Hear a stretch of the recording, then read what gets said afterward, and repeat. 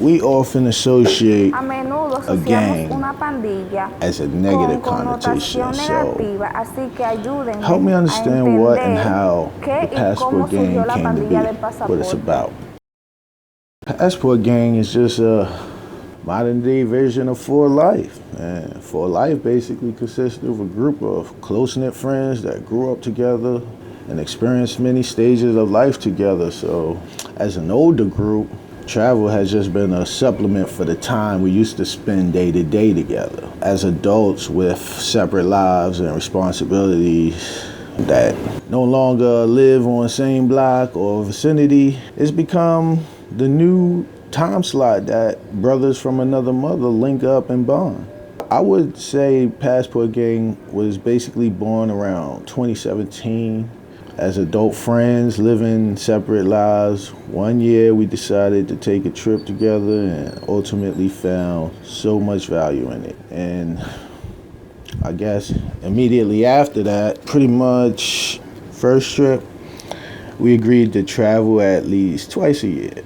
We well exceeded that goal. We probably actually traveled 3 to 5 times a year continually since, so it's pretty much what the Passport Gang is, a group of fellas that decide to travel, see new places, new things, new cultures, and be proud of it, make it a thing. ¿Cuáles diría que son los pros What would y you los say contras is de pros and los cons viajes to internacionales? ¿Y por qué international viajar travel? ha sido tan importante para ti?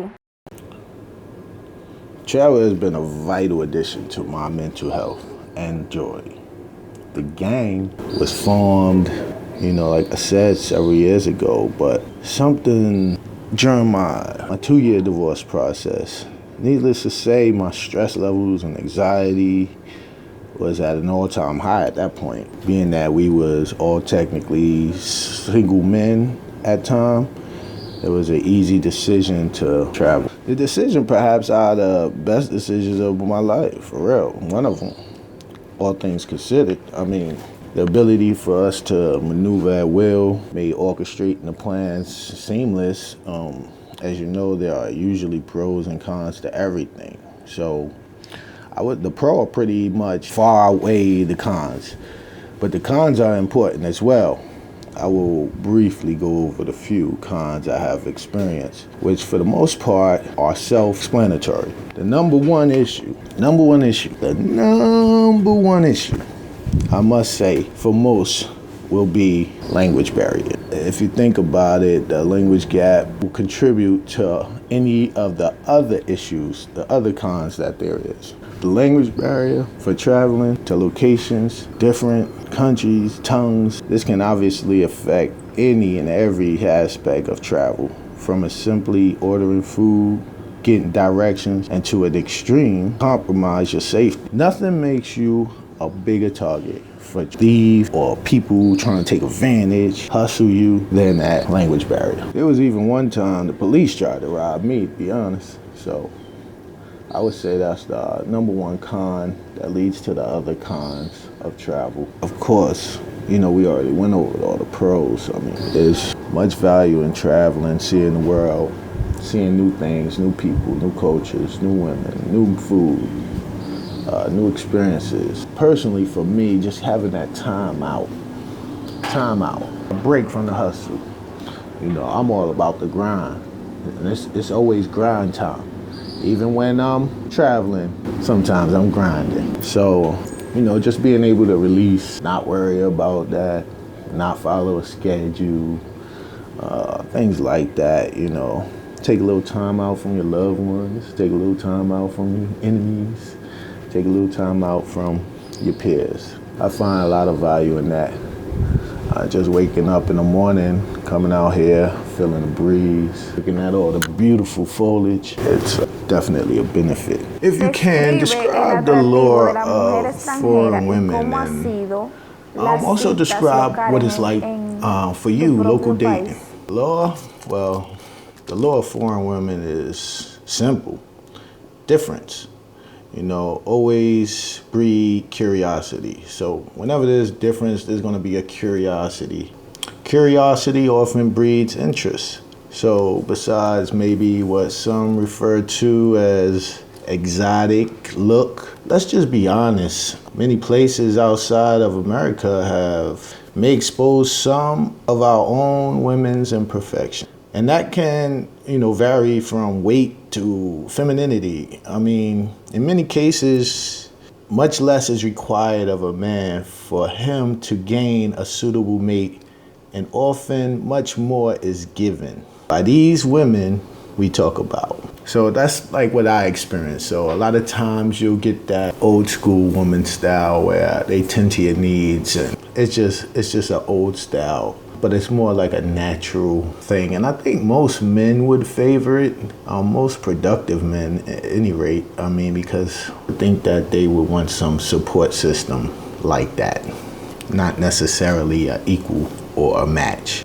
But I mean, to each his own. So, hey, let's face it, we can't act like the weight doesn't matter. Because other than that, I mean, the lust prevails over all. So whatever you like, that's what you like. But it's always when it's different, it's more of an interest, curiosity attached to it. And I think that's the main thing. We want what we can't have. As far as dating modern women, look, let's just be honest. Personally, at my age, I just think it's a long shot and not worth the effort. There are many reasons why, but that would be a totally different interview. So for this question and answer for another time, to put it simply, most of the time, if a man is grown and a woman is grown, and then they meet and date, their life experiences, expectations, and or baggage ultimately becomes deal breakers. Or at a minimum, an insurmountable obstacle. So that's what I think about local dating, women in America. Guys mess up early in the years of dating. Women get better. They put standards that's unrealistic. The guys develop themselves through the years and mature, and then the women don't want them. Then the women are not ready for them because, they already excluded them. But that's a whole nother story. ¿Cuáles son algunos consejos travel advice, tips and like strategies maybe you'll give to a young para otras fella? personas que recién han comenzado a viajar? I would encourage all to invest in travel. You can learn a lot stepping outside of the box, the experiences, activities, people, culture, differences can definitely, and broaden your mind's perspective and your life, overall. Also, it's a great time out to break up the monotony of your day-to-day normal activities. It's often been like a reset for me personally, like a step back, a time out. Help me enjoy life. The reboot, sort of like a reset. So to get back in the grind, because it's grind time all the time. It's work, grind. So sometimes you just need to break it. Take a break, step back, breathe, inhale, exhale, back to the grind. Grind. So to me, it's perfect, just travel, take time out, break, away from family, friends, peers, pressure, stress, home, everything, just boom. Come back, reset, refocus, and go forward. That's it. Simple. Some simple travel advice would be prepare for the trip. Do your research. Obviously, traveling in different countries and cultures have many different weather, laws, and activities. So it's best to always, I would suggest that you perhaps watch a few YouTube videos on the destination you choose, look at reviews on hotels and restaurants, do your research, don't just go. Because if you just go, you're gonna be stuck. You're not gonna have the right money, currency, you're gonna get cheated, you're gonna get hustled, and you're gonna, it's just not going to be good. Everybody's going to take advantage of you. The woman going to take advantage of you. You might end up in legal trouble. So it's best to do your research. It helps a lot. Also, I wouldn't recommend traveling alone. I would recommend traveling with others. Find somebody to go with. Don't go by yourself. That's just simple advice, is to prepare for the trip. Do your research, make sure you got enough money, backup money, things like that. Things like credit cards, a lot of times they get compromised. So don't go out there with just your credit card because if it get locked for suspected fraud, now you're stuck. No access to money, you're in another country, speaking another language, the ATMs don't have English, you're done. You don't know what time things close. So it's best to just bring back up, be prepared for what you need. Find out the currency, the language, get you a translator app on your phone, bring extra chargers, batteries, whatever you're bringing, just be prepared to just in case. Other than that, man, you gotta go out there and have fun, man. You gotta go live life. Go live life, just go. Don't think about it, just go. Just go, you'll figure it out, but do your research, prepare, and then just go. That's it. And that'll be the best advice I'll give somebody, but I would definitely recommend traveling with others, bringing all the necessary essentials. There's many videos you can find to give specific details, like per destination, as well as general do's and don'ts when you travel abroad or international. You can research prior to stepping on a plane. I would highly recommend you do so. Keep in mind, when was the video, the information given? You might need some more up-to-date information, but you can get a general idea of the landscape, of the people, of the rules, of the time frames, what time things close, what's fun, what's not, what's allowed, what's not. There's a lot of information, so I would definitely recommend that.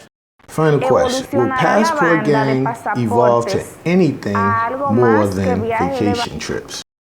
Well, that's a good question, because to be honest with you, Passport Gang has already evolved and will continue to evolve. See, we outside with it, so our experiences greatly increased, and we evolved as individuals as well. So now, in addition to exploring parts of the world together, we have also traveled solo, or just one or two, or with family, and it just more and more. So Passport Gang continues. Oh, this shit ain't gonna stop ever. So that's just what it is. Not really much more to say about that. Passport Gang continues. It's not just a name, it's a lifestyle. Heck, you can even get merch online these days from some of the members. You know what I mean? You can also live vicariously through us if you wish, from our videos, music, or YouTube information. We got the YouTube information videos in addition to getting fly merch, you know. So shout out to Major Lifestyles, you know, YouTube channel and the website,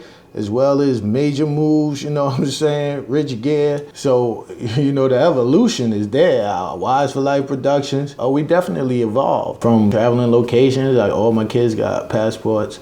So, you know, yeah, we evolved. The mindset is different, and we're gonna continue on for life.